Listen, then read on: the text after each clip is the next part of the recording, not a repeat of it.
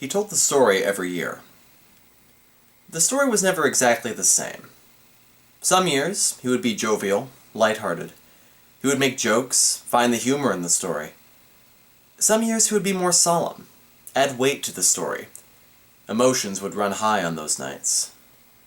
Some years the story would have lots of details, and some years it would be short and to the point. Some years it would sound like he was reading the story, and some years he would stumble and choke. But every year he would tell the story, and every year they would listen. There were those in the group who, like the storyteller, had lived the story and knew it best.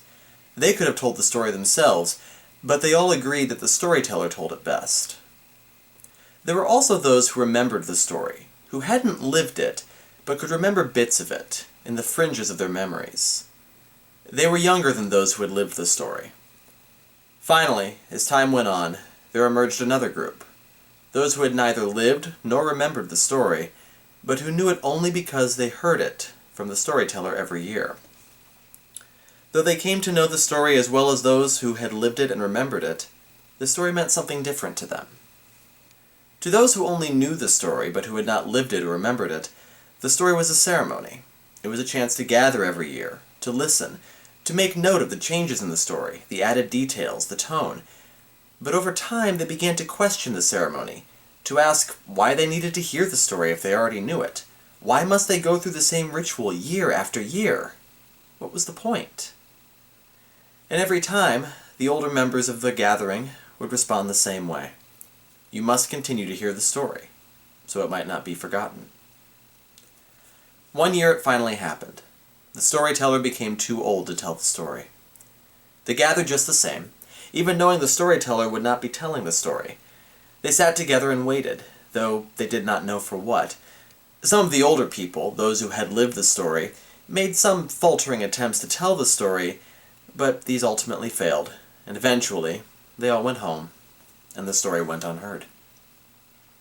Year after year the gathering grew smaller and smaller.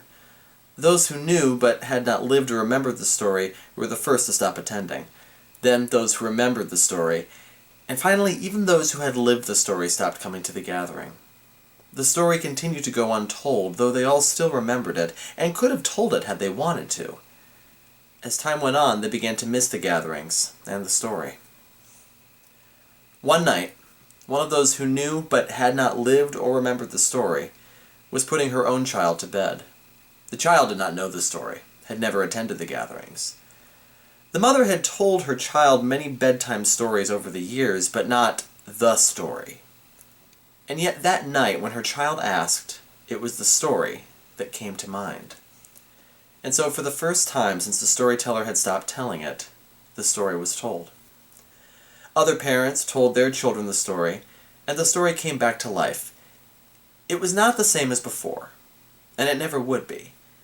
The details of the story would change from generation to generation, and the story would never be exactly the same way twice.